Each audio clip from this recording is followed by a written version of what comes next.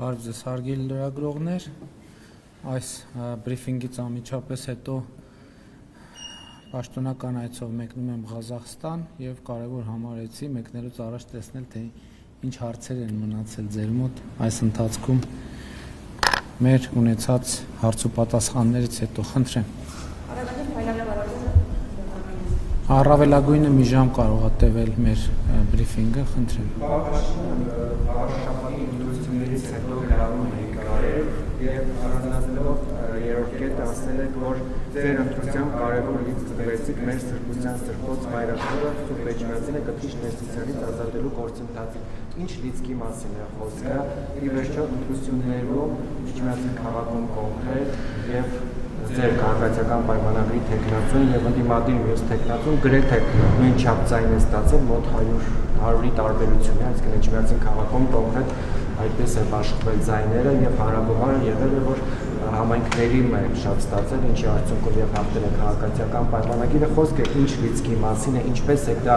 ստացել այդ հաղորդումը, ինչպես է իրացնելու, ի վերջո երբ է կարողանալու ձեր ասած հոգեվոր հավաքը եւ նկատելի է, որ այն եկեղեցիներում, որտեղ դուք Կիրակի օրերը չեք գնում պատարագի, մարդիկ չեն գնում, այդ թվում եւ ձեր աջակիցները, օրինակ Հովանավանք երկու անգամ գնացիք, ձեր հետևից եկել էին մարդիկ, երրորդ անգամ դուք Հովանավանք չգնացիք, նախընտրեցիք այլ եկեղեցի,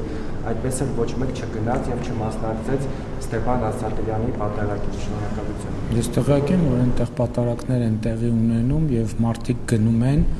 ոչ պակաս, քան գնում էին իմ գնալուց առաջ։ Եվ կամ դուք սխալ տեղեկություն ունեք, դուք եղել եք անձամբ այնտեղ։ Այո։ Դե գիտեք, ես գիտեմ, որ մարդիկ ես էլ անձամբ չեմ եղել, բայց ես ինֆորմացիայի որոշակի գուցե ավելի հավաստի աղբյուրներ ունեմ, քան դուք, կներեք, գուցե կարող է դուք ավելի հավաստի աղբյուրներ ունեք, բայց ես ունեմ հավաստի աղբյուրներ եւ մարդիկ գնում են այնտեղ նորմալ հոգեվոր կյանքը շարունակվում է, ինչ վերաբերում է լիցքին, հենց այդ լիցքն է, լիցքի մասին է խոսքը, որ վաղար շաբաթում քաղաքացիական պայմանագիր կուսակցությունը եւ նրա տեխնացուն հաղթել են եւ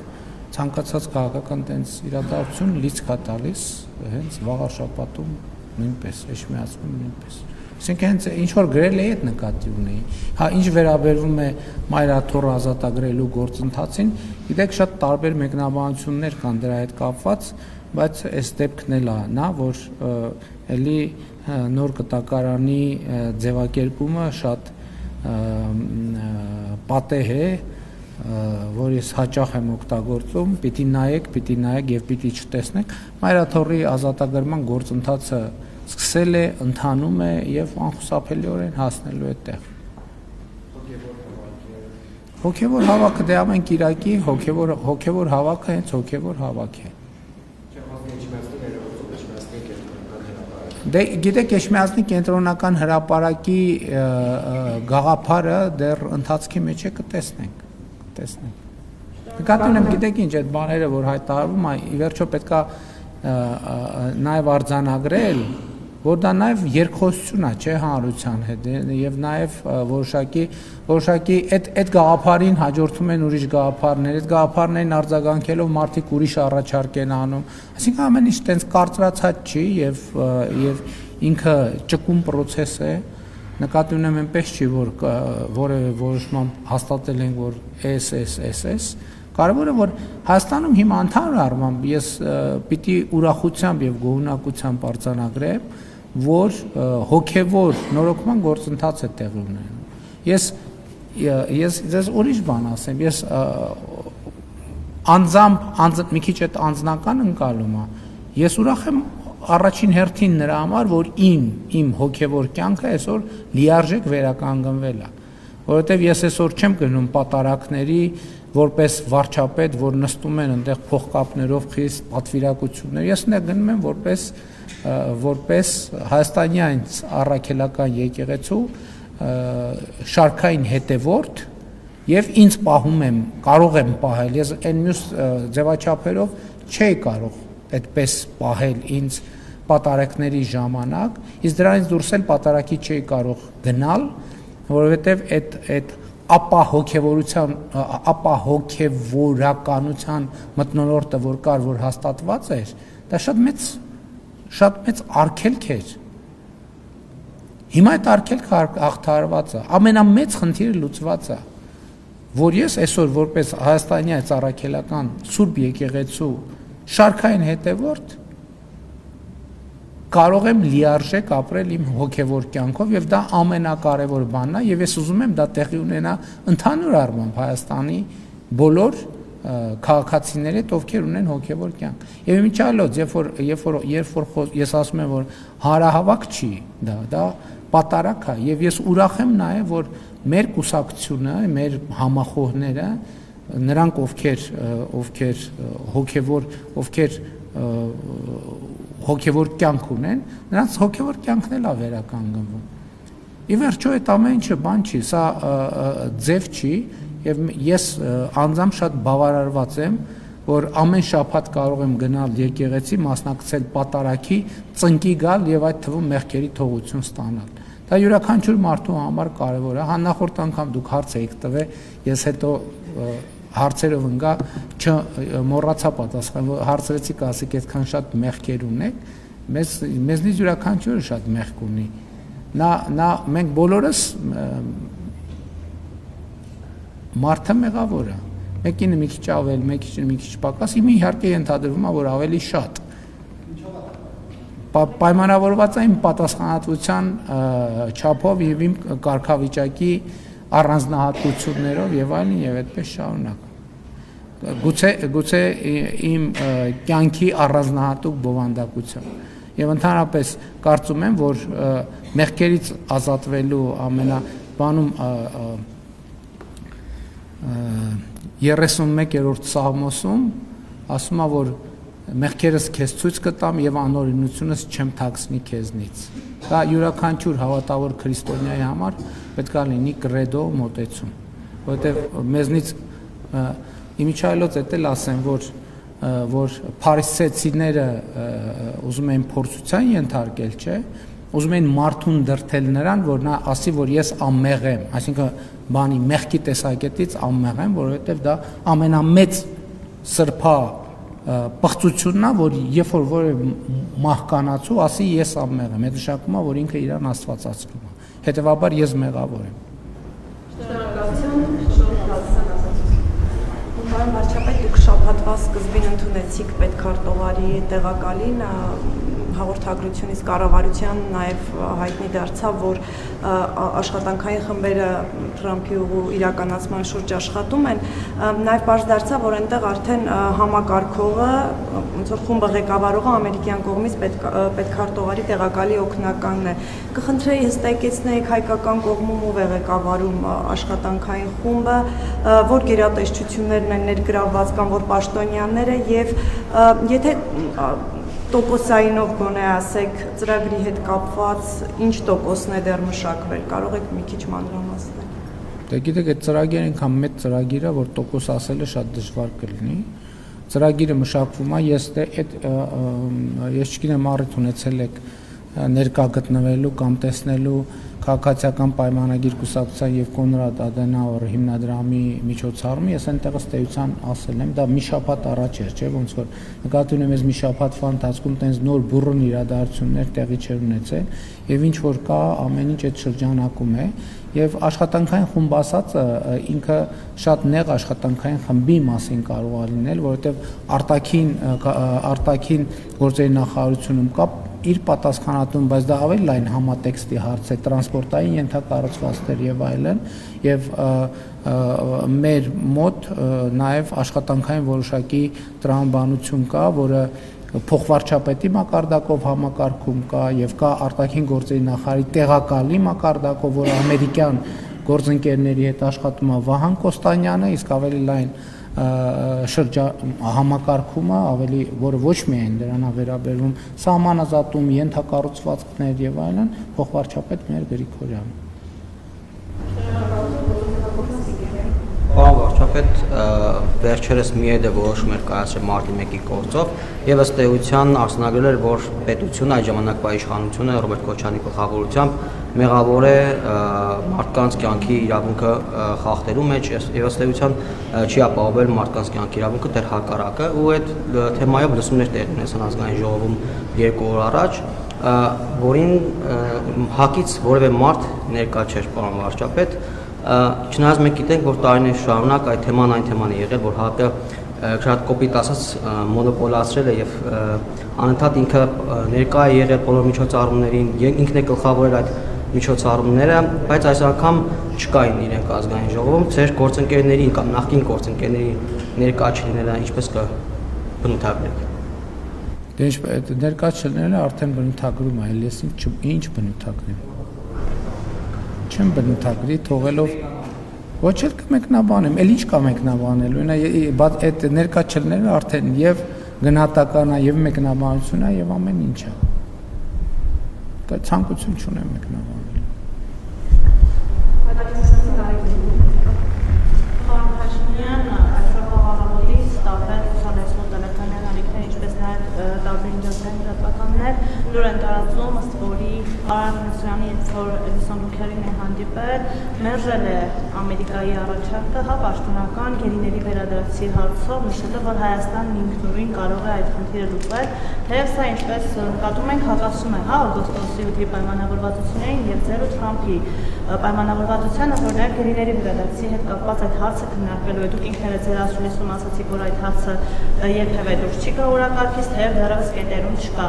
Ու վերլուծականներ կային, որոնց վերջում նշվում էր, որ հենց Հայաստանի ղեկավարությունը չի ցանկանում, որ Արցախի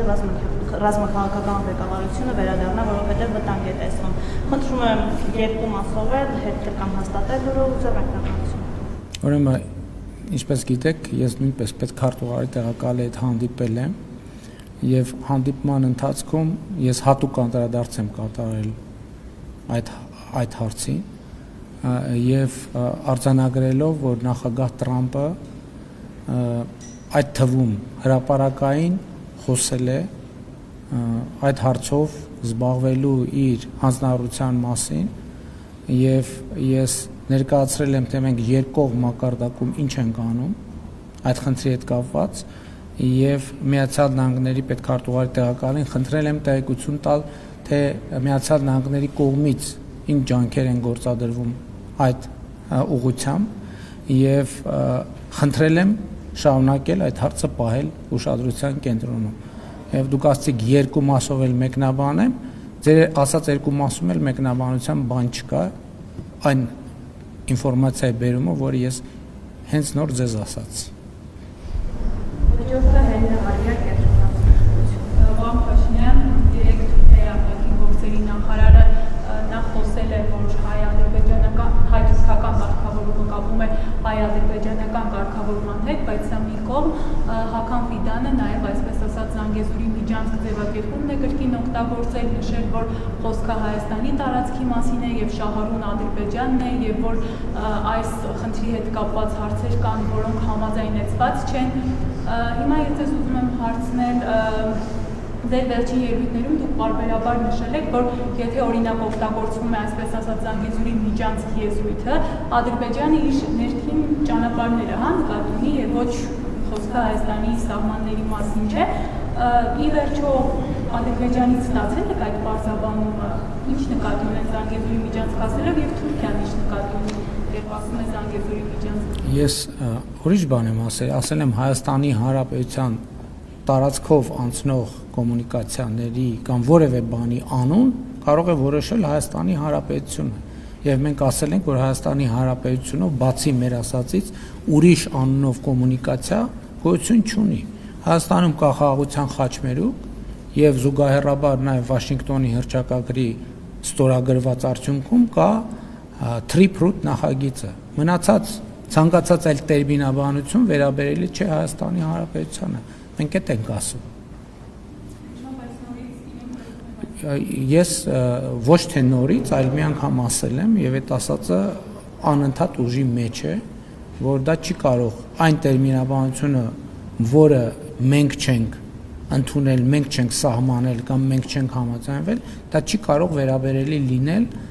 Հայաստանի Հանրապետությանը, եթե որևէ մեկը այլ տրամաբանությամբ է օգտագործում, դա վերաբերելի չէ Հայաստանի Հանրապետությանը։ Հաջորդ հարցը Պարոն վարչապետ, այսօր առավոտյան հայտնի դարձավ NVIDIA-ի ծրագրի հետ կապված, հետաքրքիր է ձեր կարծիքը դրա նշանակության մասին, արդեն իսկ մեկնաբանություններ կան, որ դա ԱՄՆ-ի վստահության մասին է խոսում, որ դիտում է Հայաստանը ոչ արդեն որպես Ռուսաստանի ազդեցության գոտի, տնտեսական, քաղաքական նոր իրողության մասին եւ այլն։ Եվ մի հարց էլ հիբրիդային պատերազմի հետ կապված փորձագետները ընտրությունների նախորդող էսփուլում ահազանգում են դրա ահագնացող տեմպերի մասին, հետաքրքիր է ինչ է արվում այդ արտաքին ազդեցությունը նվազեցնելու համար ու միջազգային գործընկերների աջակցության կարիք կա թե չէ այստեղ։ Նախ Firebird ընկերության ծրագրի եւ NVIDIA-ի արտանման լիցենզիայի մասին ես ուզում եմ շնորհակալություն հայտնել նախագահ Տրամփին, որովհետև նաև իհարկե այդ ծրագիրը իրականացվում է Վաշինգտոնում օգոստոսի 8-ին ստորագրված մտադրությունների հուշագրի տրամաբանության մեջ եւ նաև ես վերջերս առիթ ունեցա նախագահ Տրամփի հետ խոսել այդ թեմայով, որպեսզի ընթացակարգերի հետ կապված որոշակի մտահոգություններ ունեին ներդրողները եւ ուրախ եմ եւ շնորհակալ եմ, որ Սպիտակ տունը պատշաճ եւ շատ արագ արձագանքեց եւ այդ ծրագիրը արդեն ըստ էության վստահաբար ներդրումային ծրագիրը կյանքի կկոչվի։ Ինչ վերաբերում է հիբրիդային եւ շնորհավորում եմ Firebird ընկերությանը եւ ընդհանրապես ոլորտին, տեխնոլոգիական ոլորտին եմ շնորհավորում, որովհետև կարծում եմ դա իսկապես շատ ծանրակշիռ նշանակության ներդրումային ծրագիր է եւ մեզ բոլորիս եմ շնորհավորում այդ առիթով եւ ինչ վերաբերում է հիբրիդային պատերազմի դրսեւորումներին, դե կտեսեք հազար ներողություն, տեսեք մենք սենյակներում բանակցությունների մասին ինչ ենք խոսում եւ ինչ հավաստի տեղեկություններ են, հավաստի տեղեկությունները ուղիղ հակառակի մասին են եւ որն է մեր գործիքը հիբրիդային այդ սպառնալիքների դեմ պայքարելու, մեր գործիքը թափանցիկությունն է, ժողովրդավարությունն է եւ ակտիվ հաղորդակցությունը հանրության հետ։ Պարոն վարչապետ, հարցս շարունակությունն այս հարցի, եթե ներդրումները շարունակվեն 2026 թվականին Հայաստանը կարող է դառնալ AI ոլորտում շատ մեծ տարածաշրջանային կենտրոն, data կենտրոն։ Դուք ինչպես եք դրան նայում, դուք ինքներդ օգտվում եք AI պրոդուկտներից, ենթադրենք ChatGPT կամ չգիտեմ ուրիշ պրոդուկտներից, վտանգ չեք տեսնում, որ շատ արագ է զարգանում։ Ես ընդհանրապես ինձ բռնացրեցիք, որովհետև ես ընդհանրապես չեմ օգտագործում, բայց այսօր WhatsApp-ի այդ բանին արհեստական ինտելեկտին երկու հարց եմ տվել, չկապված քաղաքականության հետ, իսկ սովորաբար չեմ օգտագործում։ Այդքան էլ չէ։ Ընդհանրապես իմ բանը, իմ դիտարկումը ինչն է, որ կառավարության նիստերին էլ եմ այդ թեմային անդրադարձել, որ հարցերին պատասխանում են ավելի երկար, քան հարց տվողը ակնկալում, ոնց որ արհեստական բանականությունն էլ տենց։ Ամեն դեպս իմ հարցին ավելի երկար պատասխանեց, քան ես ակնկալում էի, երկար տեքստով։ Հաջորդ հարցը կարևոր է։ Պարոն վարչապետ, տարեմուտին ընդառաջ մի շարք կազմակերպություններ եւ տնտեսագետներ հայտարարում են, որ դուք եք նախագահի առջև պայման եք դրել ապահովելու ոչ միայն 2025-ի հարկային մուտքերը, այլև փակելու 2024 թվականի պակասուրդը 224 միլիարդ դրամի եւ հիմա հարկային ծառայությունը անցել է հարկային տերորի, ինչպես պարզաբանեք սա։ Նախ 2024-ին պակասուրդ չկա եւ 2024-ի պակասուրդ լրացնել հասկացություն գոյություն չունի, որովհետեւ եթե մենք դուք հիմա որևէ մեկը փաստ ունենար, որ պետությունը 2024 թվականի իր որևէ ծրագիր չի կատարել, այդ հələ կարելի է մտածել, բայց նման բան չկա։ եւ բնականաբար չկա նաեւ ձեր ասացի շարունակությունը հետեւաբար ես ընդհանրապես հրապարակային այդ թեմային բազմիցս անդրադառնում եմ իմ հանձնարարականը մեր պետական մարմիններին հետեւյալն է ես ասում եմ որ Հայաստանի Հանրապետության որևէ հարկ վճարով չպետք է հիմք ունենա ասելու որ կառավարությունը կամ հարկային մարմինները իրենցից գանձել են թեկուզ մի լումա ավել շատ հստակ հանձնարարական է բայց պատկերացրիք չէ այսինքն ես ասում եմ չպետք է լինի տնտեսվարող որը հիմք ունենա օբյեկտիվ հիմք ունենա ասելու որ ՊԵԿ-ը իրենից մի լումա ավել գումար է վերցրել քան պետքա վերցներ օրենքով նախատեսված կարգով եւ սա շատ հստակ է երկրորդ բայց շարունակությունն էլ կա ես ասում եմ որ չպետքա նաեւ Հայաստանում լինի հարկային պարտավորություններից խուսափելու որևէ մեխանիզմ եւ պրակտիկա իհարկե կան տնտեսվարողներ ովքեր դիմել են ասում են որ իրենց կարծիքով այս սկզբունքը խախտվում է եւ ես մի քանի նամակներ ստանալուց հետո նաեւ հանձնարարել եմ որպեսզի եւ հրավիրեն նամակի հեղինակ տնտեսվարողներին եւ մեր մարմիններին եւ գործընկերային բարեկամական մթնոլորտում ոչ ՊԵԿ-ում ես փոխվարչապետ Տիգրան Խաչատրյանին եմ հանձնարարել որպեսզի մի հատ հասկանանք իրոք կան անարդարություններ իրոք մենք ինչ որ մի սխալ բան ենք անում մեր տնտեսվարողների նկատմամբ իհարկե չուզենալով որովհետեւ մենք դա չենք ուզում որովհետեւ մենք ահռելի հարգանք եւ պատկառանք ունենք մեր բոլոր հարկ վճարողների նկատմամբ եւ ես առիթը բաց չեմ թողում նրանց շնորհակալություն հայտնել աշխատելու արդյունք ստեղծելու եւ օրենքով սահմանված հարկերը վճարելու համար ես ասեմ ձեզ բոլոր այն դեպքերում երբ որ մենք կարձանագրվի որ մենք անարդար մի լումա գումար ենք վերցրել որևէ մեկից մենք այդ գումարները վերադարձնելու ձևերը կգտնենք եւ մենք չենք կարող դա ուղղակի դեմա մեր ընկալմանը աշխարհայացքին գաղափարախոսությանը մենք մի լումա ավել չենք կարող վերցնել եթե կան խնդիրներ իսկ նամակներ ես ստանում եմ ենթադրում եմ որ նույն գուցե այն մարդիկ ովքեր տեղեկությունը ձեզ փոխանցել են այդ նամակների հեղինակներն են ես ուզում եմ նրանց ասել որ այսինքն նրանք գիտեն որովհետև պիտի հրավիրած լինեն իրենց կառավարություն բայց ոչ թե ինչ որ վարչական քննարկում այլ աշխատանքային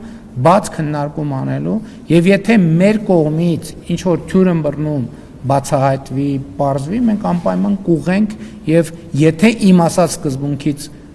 շեղում ա եղել եւ մենք որը մեկից ավել լումա ենք վերցրել, այդ ավել լուման կվերադարձնենք, բայց եթե պակաս վճարում ա եղել, այդ պակաս վճարումն էլ պետք է լրացվի։ Եվ եւս մեկ անգամ իմ հարգանքի հավաստիքը եւ իմ շնորհակալությունը Հայաստանում աշխատող, արդյունք ստեղծող եւ օրենքով սահմանված հարկերը վճարող քաղաքացիներին։ Շնորհակալություն, պարոն վարչապետ, ես փոխանցելու եմ իմ գործընկեր Արաքս Մամուլյանի հարցերը, որովհետև նա կառավարությունում հավատարմագրված չլինելու պատճառով չի երկրորդ մամուլի քարտուղարի հաստիկ կբացենք, որ դուք էլ լինեք մյուս լրագրողների մամուլի քարտուղարը։ Խնդրեմ։ Չէ, այստեղ ոչ մի խնդիր չկա գործընկերոջ հարցը փոխանցելու հետ կապված։ Այսինքն չեք ուզում աշխատանքի մտնեք կառավարություն, խնդիր չկա։ 2025 թվականի հոկտեմբերի 1-ին ազգային ժողովում դուք հարց ու պատասխանի ժամանակ ընդդիմադիրներին ասել եք, եթե ամեն ինչ այդքան վատ է, հեղափոխություն արեք։ Հիմա խնդրում եմ ասել, հեղափոխություն անելու նպատակի իրագործման համար արդյոք թույլատրելի է ազգային ժողովում կամ այլ պետական հասարակական կառույցներում, փողոցներում, հասարակական վայրերում ծխարձակող միջոցների օգտագործումը, փողոցներն անժամկետ փակելը, ռադիոտուն կամ այլ հատուկ պահպանվող տարածք մուտք գործելը, երրորդ կետում նշված կառույցների դուռը կամ որևէ այլ գույք վնասելը խոստումով, որ հետագայում դրանք կվերանորոգվեն, դատարանների մուտքերն ու ելքերը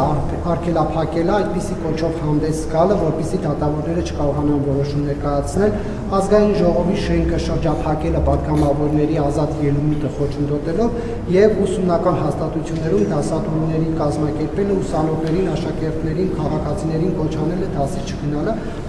ինչ կասեք, պարոն վարչապետ։ Մի հատ անեկդոտ կա, այդ անեկդոտը գիտեք, իհարկե այդ անունը կրող բոլոր մարդկանցից բանեմ ներողություն եմ խնդրում, մեկ-մեկին հարցնում, ասում անունդ ինչ է, ասում Սպարտակ, ասում ինչի դու որ թիվ ես, որ հիմա այդ հարցից առաջին հարցը այդ որ թվի հարց ենք տալիս։ Ցանկացած բան, որը արտահայտում է ժողովրդի լեգիտիմ կամքը, թույլատրելի է։ Ցանկացած բան, որը արտահայտում է ժողովրդի լեգիտիմ կամքը, թույլատրելի է։ Ժողովրդի լեգիտիմ կամքը։ Այն ինչ որ չի արտահայտում ժողովրդի լեգիտիմ կամքը, անթույլատրելի է։ Այն ինչ որ արտահայտում է ժողովրդի լեգիտիմ կամքը, թույլատրելի է։ Այն ինչ որ չի արտահայտում ժողովրդի լեգիտիմ կամքը, չափվում է ժողովրդի լեգիտիմ կամքի արտահայտմամբ։ Ժողովրդի լեգիտիմ կամքը ինչպես է արտահայտվում։ Արտահայտվում է 50+1%-ով։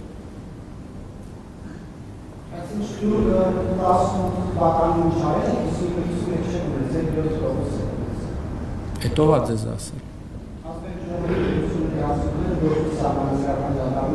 Շատ լավ, բայց եթե ես 7% ունեմ, հիմա ինչ գործ ունեմ ստեղ ձեր հարցերին պատասխանելիս։ Հասկացա։ Հարգելիս, դուք ուշադիր չեք իմ պատասխանը։ Ես չէի խոսում տոկոս ունեցող չունեցողի մասին, ես խոսում եմ ժողովրդի կամքի մասին։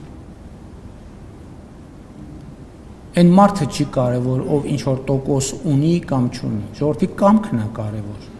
Ժողովրդի կամքասի ինչ որ բխում է ժողովրդի լեգիտիմ կամքից, կարելի է։ Ես համոզված եմ, որ մեր ժողովուրդը իր լեգիտիմ կամքը արտահայտելու ձևը միշտ էլ կգտնի, երբ որ այդ լեգիտիմ կամքը ձևավորված լինի։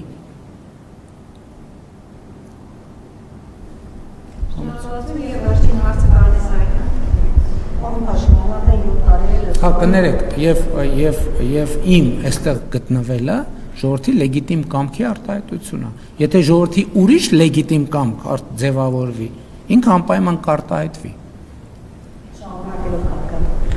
Թեմաները 7 տարի շարունակ լսում ենք ինչպես են դիմությունը եւ իշխանությունը միմյանց փոխադարձաբար մեղադրում պետական դավաճանության մեջ եւ տպավորություն է ստեղծում, որ երկրում բոլորը գիտեն, որ կան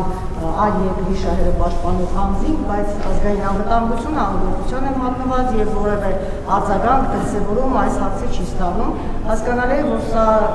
շարունակում է բաժանել հանրությանը սպիտակների եւ սևերի եւ ընդհանրապես 26 թվականի ընտրությունների կարող է նաեւ արճակատման հանգեցնել։ Ինչ պիտի անենք այս առումով, արդյոք ազգային անվտանգության դիրքորոշումը եւ գործողությունները պիտի այլ բնույթի լինեն, քան այսօր մենք նկատում ենք։ Նախ կտրականապես համաձայն չեմ ձեր գնահատականի հետ, չի կարող արճակատման հանգեցնել եւ չի կարող լինել արճակատում։ Երկրորդը ես իմ կարծիքը ասել եմ, իմ կարծիքով 2026 թվականի ընտրությունները խորհրդարանական պետքա լինեն հետևյալի դրսևորումը նախորդող շրջանի այն քաղաքական էլիտայի բոլոր ներկայացուցիչները, ովքեր Հայաստանը առաջնորդել են եւ տարել են դեպի թակարդ եւ պահել են թակարդում, այդ ընտրությունների արդյունքում բոլորը պետքա դուրս մղվեն եւ այլևս քաղաքական դաշտում տեղ չունենան։ Սա իմ կարծիքն է եւ ես համոզված եմ, որ այդպես էլ տեղի կունենա, որովհետեւ այո, ես էլ գիտեմ, մարդկանց հետ շփվում եմ, մարդիկ արդեն զզվել են այդ նախկին ներկա, չգիտեմ, բանից, բանավեճերից, քննարկումներից եւ մենք էլ չեմ ասում, որ այդ խոսակցությունները ցավոք հաճախ դուրս են գալիս քաղաքական բարեկրթության տրամաբանությունից եւ մենք նաեւ կուսակցության ֆորմատով ենք քննարկում ունենում, որ մենք պետք է այնուամենայնիվ արդեն դուրս գանք այս տրամաբանությունից եւ քաղաքական կյանքի նորմալ կանոններ պետք է հաստատվեն Հայաստանի Հանրապետությունում, որտեղ հայհոյախոսությունը ընդհանրապես տեղ չունի, առավել եւս քաղաքական քննարկումների բովանդակության մեջ։ Հիմա դուք կասեք, որ ես էլ եմ այդ գործով զբաղվել, ճիշտ կասեք, դրա համար էլ ես Կիրակի օրերը գնում եմ եւ խորանի առաջ ծնկի եմ գալիս եւ իմ մեղքերի համար թողություն եմ խնդրում։ Շնորհակալ եմ։